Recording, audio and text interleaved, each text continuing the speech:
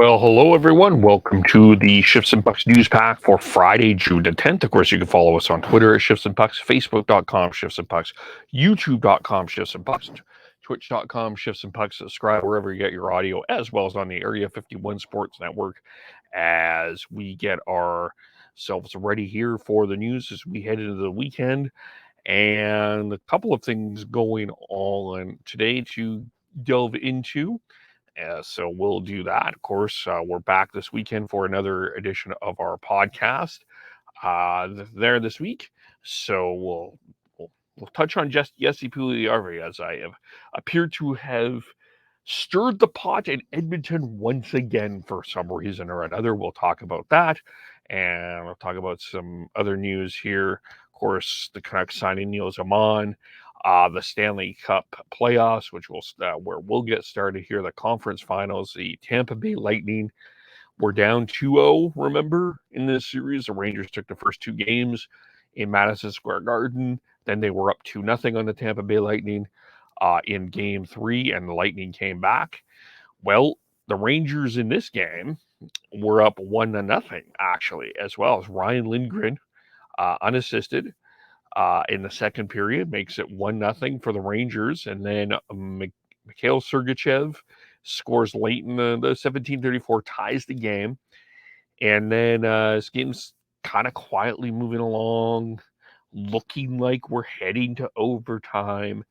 And who appears but Nikita Kucherov, who doesn't get an official assist on the play, but starts to play, gets it to Hedman, who passes to Sergachev, throws it on net again, like he did in the second period, tossing just on net. And you had Corey Perry screening in the first goal. He doesn't touch it, but Andre Palat's screening, and it counts. It's off him, and it counts, and that's his 8th goal of the playoffs. A 6th-round pick, Andre Palat, and then Brandon Hagel adds the empty net from Nikita Kucherov.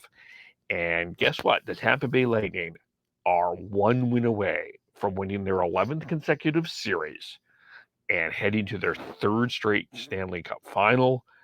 It's just impressive. It's not one person on this Tampa Bay team, is it? You got again strong goaltending from Andrei Vasilevsky. He makes 24 saves. He is outstanding. And then someone comes up and makes the play, whether it's Andre Palat, Mikhail Sergachev, Ross Colton, who scored that goal in game 2 against Florida late. It's Braden Point goes down. Anthony Cirelli plays huge. The Tampa Bay Lightning it's so impressive what Tampa Bay has done overall, that it's hard not to admire. Again how Tampa Bay has done.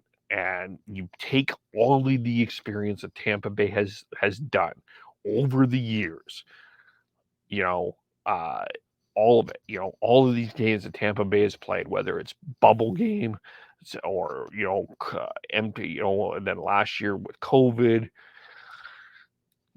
2 straight Stanley Cup championships, hard to deny. They're about to hit, the one more game. They're back again. It's just impressive. And it's everybody contributes in Tampa Bay. Brandon Hagel acquired, and some said at a head-scratching deal, a lot of people said, with the Chicago Blackhawks. He scores. It's amazing. Amazing, really. As for the Rangers, they got to be heartbreaking for them. Ryan Lindgren, first of all, has been unbelievable, playing hurt here. 26:53 of ice time last night. But Igor Shesterkin, can't say he was terrible. Just a couple tough goals, screens, deflections. Vasilevsky was just that much better than him. You wonder if other people are getting injured. You wonder if Adam Fox is starting to wear down. It is going to take, they've played.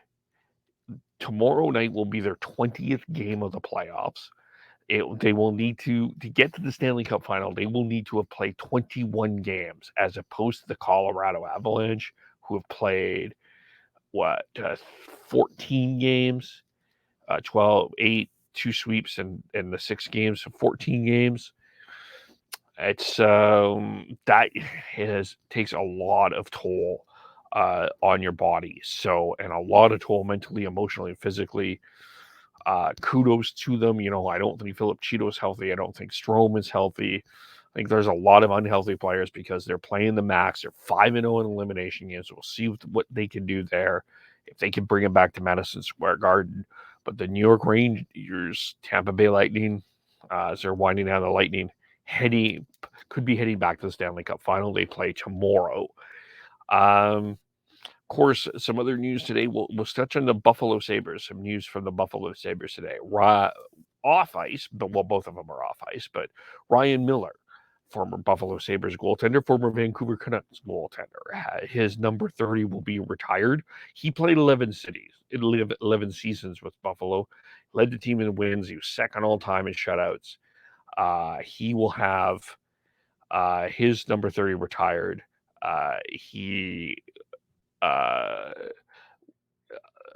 Miller was in town in Buffalo. Legendary Sabres announcer Rick Jeanneret made the announcement. Miller, 5th round pick, 1999 NHL draft, 284, 186, 56, one tie, 11 seasons with Buffalo. Leader in wins, second in shutouts behind Dominic Hasek, won the Vezina trophy back in 2009 and 10, 41, 18, and 8. Silver medal, of course, of the 2010 Vancouver Olympics, where, of course, Crosby scores the golden goal on Ryan Miller. And then, 8th player in Sabres history behind Tim Horton, Rick Martin, Gilbert Perreault, Rene Robert, Pat LaFontaine, Danny Guerin, Dominic Hasek, that had their numbers retired. I personally think Dale Hawerchuk should have his number retired in Buffalo, but I'm not a Sabres fan. So that's what is going on with that. And then they acquired Ben Bishop in a cap-saving move from the Dallas Stars. I think for Dallas, this is all about making some space for some players they need to sign, including Jason Robertson, and getting a lot of those players signed and making some cap room. Of course, and Sabres need to get the cap floor with Ben Bishop. So that trade has happened. Looks like, according to Kevin Weeks, and his broke that as well. Coaching news, looking in Winnipeg, like it is a possibility that the Barry Trotz does not end up in Winnipeg.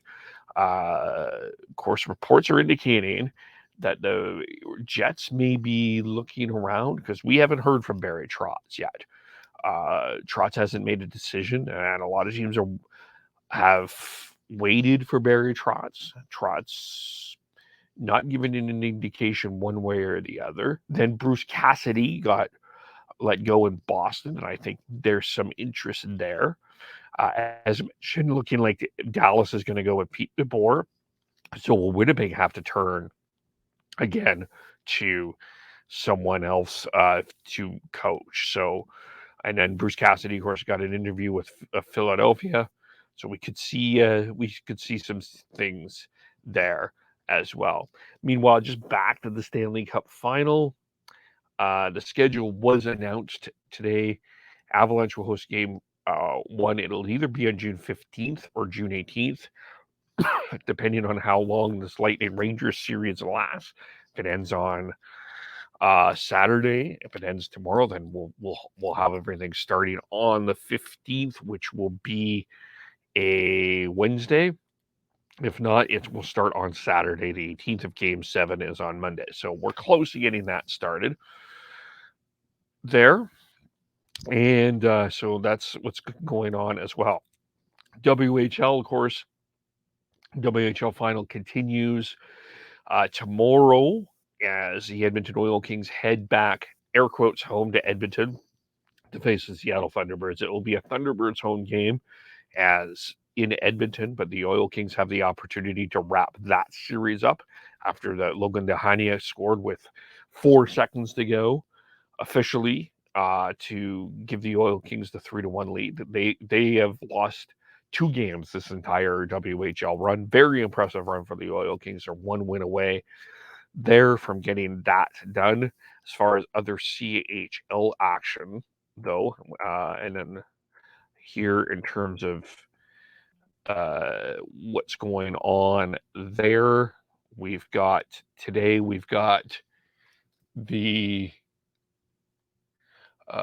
OHL action here as Hamilton and Windsor will go at it. Windsor's up in that series 2-1, and then tomorrow we'll have the possible wrap-up of the Q between the Charlottetown Islanders and the Shawinigan Cats. Sorry about that, as Shawinigan's up 3-0 there. Trade in the WHL today as Chase Woodcroft went from the Winnipeg Ice to the Prince George Cougars. Woodcroft, one of a group of pretty talented forwards of that Winnipeg Ice crew. There, Woodcroft, here just as that trade happens today between Winnipeg and Prince George's, as some teams are starting to make some moves here during the off season. Of course, Reese Belton was traded from Kamloops to Tri-Cities. So we're seeing a little bit of moving, not like significant trades, but trades enough here that I think will get going there. But to chase from Winnipeg to Prince George, good ad for the Prince George Cougars, I think, as certainly provided a spark for the Ice, and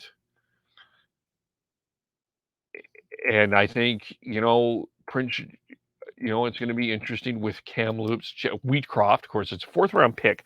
I said Woodcroft, my apologies. Wheatcroft, 4th-round pick in 2023 was the acquisition cost for the Prince George Cougars.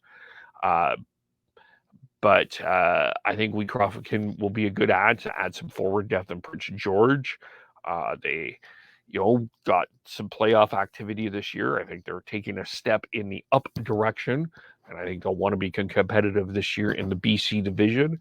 So we'll see that. He's a Calgary product, 16 goals, 22 assists, and then 6 points, 1 goal, 5 assists in 15 playoff games with Winnipeg. And U17 women's hockey action happened there, and the U.S. shut out Canada 7-0 last night in a game. I believe that was one of the first shutouts there. Just one moment here. The U.S. beat Canada 7-0, and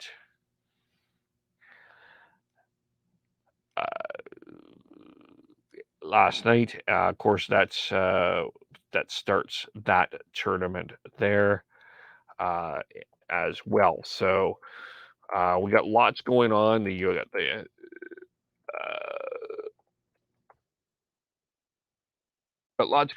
we do have lots going on in terms of hockey this weekend. Of course, we've got just to recap, we've got 3 games in the CHL, all the championship games going on this weekend, as well as of course, you got the Stanley Eastern Conference Final that could happen Saturday and Monday. So there is lots to talk about for sure, and so pretty exciting moments there. So some pretty exciting hockey still going on, and then of course we got the Stanley Cup Final coming up as well. The other news of today is Chris Peters, well-respected scout, has released his final draft rankings. We'll just touch on this as the final moment here. the final draft rankings, it is not Shane Wright at number 1. It is Logan Cooley from the U.S. Been ranked at number 1, and so Cooley, of course, ranking ahead of Shane Wright. Peter says it's a 3-horse race. This is in Daily Faceoff. Of course, Cooley with the U.S. national team, as well as Shane Wright from the Kingston Frontenacs. He's number 2. I still would suspect that Montreal would be taking Shane Wright, and Yuri Slafkovsky, who has been a name that a lot of people have been interested in, is ranked number 3. So you can read that at Daily Faceoff. But Chris Peters making waves, putting Logan Cooley number 1. So that creates a conversation as we head to the draft that's coming up on July the 7th. But that is the news for today. Of course, you can follow us all individually on Twitter. Sean is Beauty Canuck 03, Tyler TNOBLE, Chris is Schneid's SCHNEIDZ, Devin Gordhouse 09. I am KEVULE. Shifts and Pucks on Facebook, YouTube, Twitter, Twitch. Subscribe wherever you got your audio, as well as on the Area 51 Sports Network. We'll be back Monday with a news pack as well. Back this weekend with a podcast. Thanks everyone for watching and listening. We'll talk to you all very soon. Bye for now.